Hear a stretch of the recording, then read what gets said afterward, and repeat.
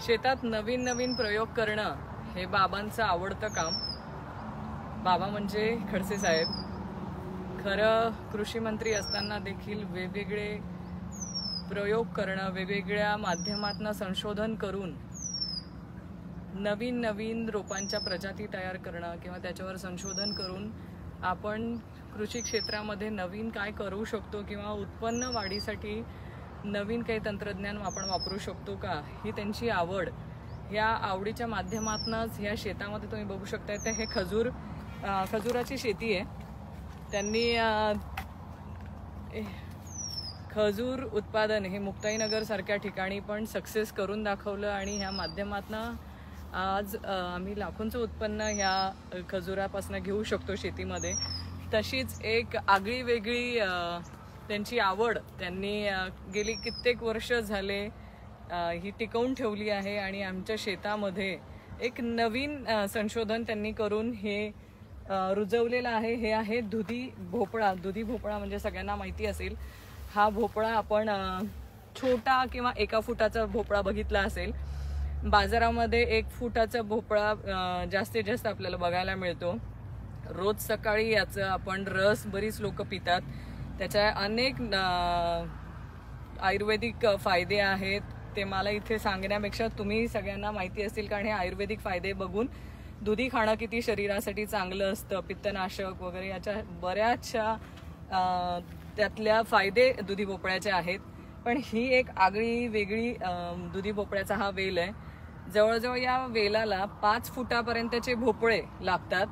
हे गेले कित्येक वर्ष झाले बाबा आमच्या शेतामध्ये लावतात आणि याचं संवर्धन चालू आहे की या भोपळ्यांचं बी हे टिकवून ठेवतो। आम्ही दरवर्षाला हे बी काढतो आणि त्यातनं दरवर्षी इथे लागवड आम्ही शेतामध्ये करतो। एवढाच त्यामध्ये हेतू आहे की हे 5 फुटाचे भोपळे जे तुम्हाला कधीही कुठेही बघायला मिळणार नाहीत, ह्याचं रोपांचं आणि याचं बीचं संगोपन आणि सांभाळ झाला पाहिजे, हे पुढच्या पिढीपर्यंत गेलं पाहिजे, म्हणून ह्या दुधी भोपळ्याचं संगोपन आमच्या शेतामध्ये करतोय। हा दुधी भोपळा तुम्ही बघा, 5 फुटाचा म्हणजे माझ्या एवढा हा दुधी भोपळा आहे आणि याची हाईट बघितली तुम्ही तर खरंच असं वाटेल कधीच आपण हे दुधी भोपळा एवढा मोठा बघितला नसेल। मीही बघितला नव्हता जोपर्यंत हे शेतामध्ये लावलेलं आहे। याचं वजन ही भरपूर असेल आणि अशी आगळी वेगळी शेती करण्याचा आम्ही सगळेच खडसे परिवार कायम प्रयत्न करतो, ज्यातनं नवीन तंत्रज्ञानाचा वापर करून किंवा नवीन तऱ्हेचे बी बियाण्यांचं संगोपन करता आलं पाहिजे, ते पुढच्या पिढीपर्यंत गेलं पाहिजे, हा आमचा हेतू। आणि त्यातनंच अरे बापरे, हा एवढा 5 फुटाचा दुधी भोपळा आमच्या शेतातला तुम्हाला दाखवण्यासाठीचा हा व्हिडिओ आहे। आणि खरंच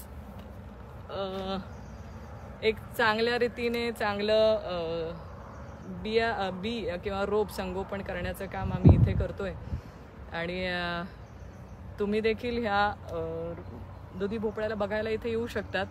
आमच्या शेतामध्येच आहे हे सगळं आणि हा व्हिडिओच्या माध्यमातून पण तुमच्यापर्यंत हे पोचवायचं होतं मला की आपल्या निसर्गामध्ये अशा अनेक गोष्टी आहेत की ज्या आपल्याला अवाक करून टाकतात।